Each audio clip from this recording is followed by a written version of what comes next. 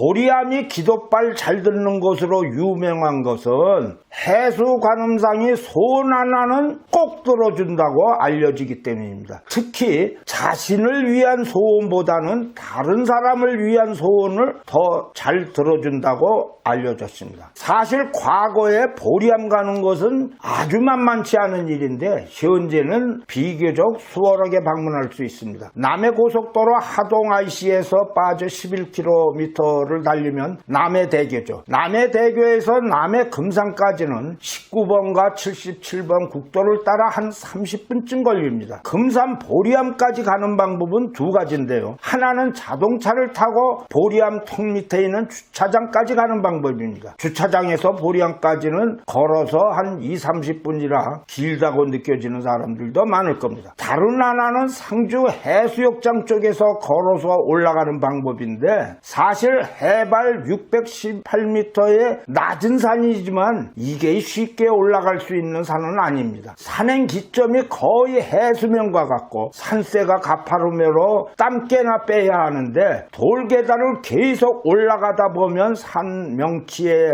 해당하는 곳에 커다란 암벽이 벽처럼 가로막고 서 있습니다. 높이 7-8m쯤 되는 바위 절벽인데 이 절벽에 커다란 구멍 두 개가 뚫려 있죠. 이 구멍을 통과해야 보리암으로 들어가는데 동굴의 이름은 쌍옥문으로 보리암의 일주문으로 볼 수 있습니다. 원래는 천양문이라고 불렸는데 원효대사가 두 굴 모양이 쌍무지개 같다 해서 쌍옥문이 됐다고 합니다. 쌍옥문 오른쪽 절벽 위에 서 있는 커다란 암봉이 장군봉으로 보리암을 지키는 수문장으로 인식합니다. 쌍옥문을 지나 남해 금산을 오른 원효가 지금의 보리암에서 관음보살을 친결한 절을 올렸고 이곳에 사찰을 건설했다는 겁니다. 쌍옥문, 문장암, 대장본, 제석봉, 상사암 등 남해 금산의 주요 명소를 돌아보려면 한 3-4시간은 좋게 걸리지만 많은 사람들이 이 코스를 택합니다. 특히 남해 금산에서 한국에서 가장 큰 남군석에 있는 가천마을은 약 20분 정도 걸립니다. 현지에서 미륵바위로도 통하고 공식적으로는 가천 암수바위로 불리는데 우리나라의 성기바위로는 가장 큰 것으로 추정합니다. 남성은 무려 높이 5.8m, 둘레 4m나 됩니다. 보리암이 유명한 것은 조선 건국을 꿈꾸던 이성계가 이곳에 내려와 100일 동안 치성을 드리고 조선을 건국했다는 설명입니다. 조선이라는 국가를 창건한 이성계는 그 보답으로 산에 비단을 내리려 합니다. 한마디로 치성을 드릴 때 약속한 대로 산 전체를 비단으로 감싸려고 했는데 이게 간단한 일이 아니죠. 그래서 역사는 무학대사의 만류로 이성계가 비단 대신 비단 금자를 내린 것으로 기록합니다. 금산이 된 이유죠. 보리암에서 기도드리고 조선을 창건했다고 하니 기도빨이 그야말로 남다르지 않을 수 없습니다. 보리암 해수관음상 앞에 3층 석탑이 서 있는데 해수관음상에 비하면 볼품이 떨어진다는 지적도 있습니다. 탑을 만든 재료가 한국산이 아니라는 설명입니다. 바로 김수로 왕의 부인인 허왕우가 인도에서 가져왔다는 파사 석탑의 돌과 같은데 이 3층 석탑에도 똑같은 신화가 내려옵니다. 또 다른 이야기는 허왕우가 갖고 온 사리를 안치했다고 그러죠. 놀라운 것은 김해의 파사 석탑과 마찬가지로 3층 석탑 주위에서 나침반이 헛도는데 학계에서는 이 바위가 인도에서만 발견되며 자성을 띠기 있기 때문이라고 말하기도 했습니다. 그런데 보리암전 3층 석탑 안내판에는 이 탑이 화강암으로 만들어졌고 양식 역시 고려 초기 것으로 전설고는 아니올지다 이렇게 적었습니다. 물론 허왕우가 갖고 온 파사석으로 석탑을 처음에는 만들었지만 현재는 사라졌다는 말도 있으므로 무조건 과장으로만 치부할 것은 아닙니다. 한편 해수관음상 들어가는 길목에 일반인들이 지나치기 쉬운 해시계가 있습니다. 눈썰미가 좋은 사람들은 쉽게 찾을 수 있을 겁니다. 다음에는 강화도 성모도 보문사인데요. 기도빨이 잘 받는 데는 보문사가 있는 성모도는 어느 섬보다 아름다운 금수강산이라는 말로 잘 알려져 있습니다. 그런데 이런 말은 한국 사람이 아니라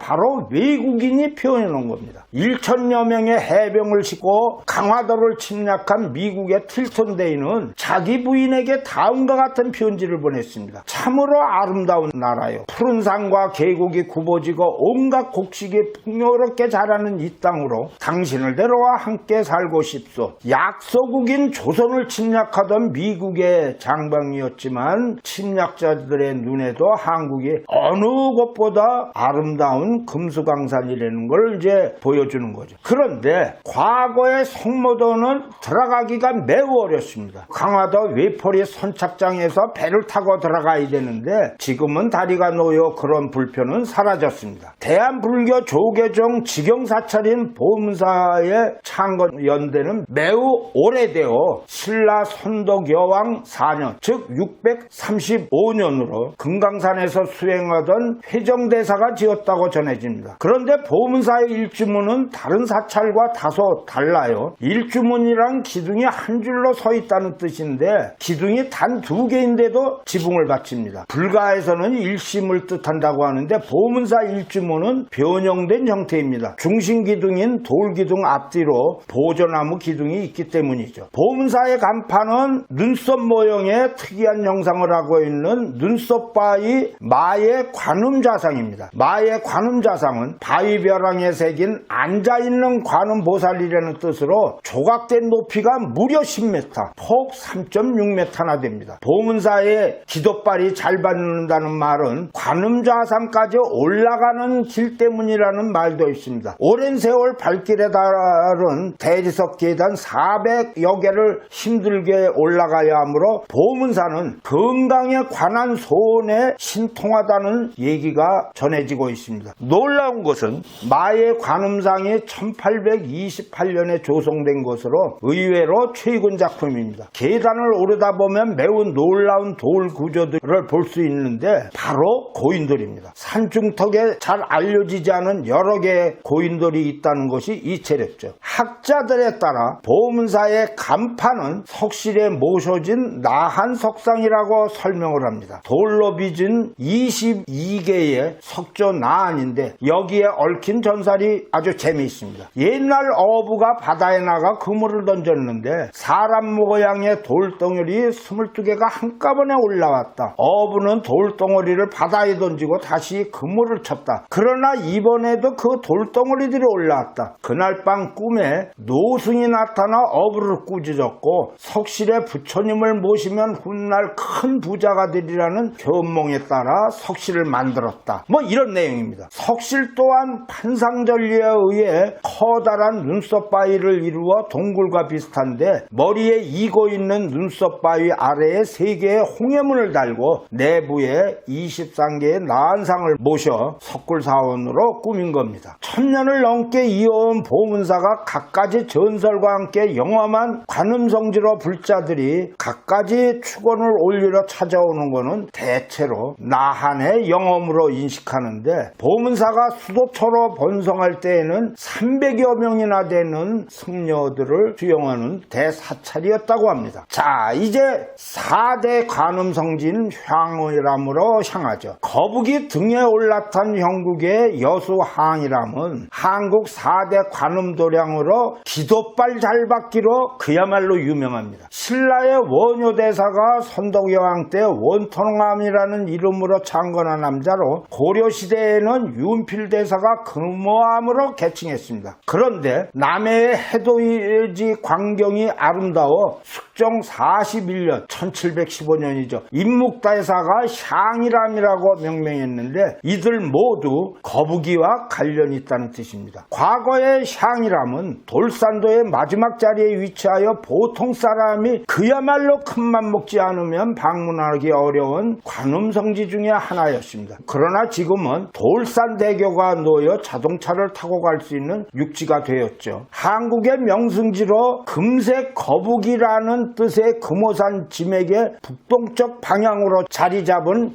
향이람처럼 해맞이로 유명한 곳은 많지 않습니다. 이것은 향이람에서 일출은 물론 일몰도 볼 수 있는 특별한 곳으로 바다의 표면 너머로 해가 진 후 아침이 되면 어김없이 또다시 해가 바다를 뚫고 다시 솟아오른다는 거죠. 거북이가 경전인 향이람을 등에 짊어지고 남해 바닷속 용궁으로 들어가는 형상을 취하고 있다는 금오산은 바위들이 온통 거북등처럼 갈라져 있는데 이는 지질학에서 소위 말하는 주상절리 현상입니다. 향이람에서 가장 지도발 잘 받는 곳은 원효대사가 수도했던 자리로 알려진 관음전입니다. 대웅전경인 원통보전에서 왼쪽으로 바위 절벽 사이를 걸어 올라가면 관음전으로 뒤쪽에 바위 절벽이 병풍처럼 버티고 있습니다. 임진왜란 당시 충무공 이순신 장군과 함께 외적과 싸웠던 승려들의 근거지기도 한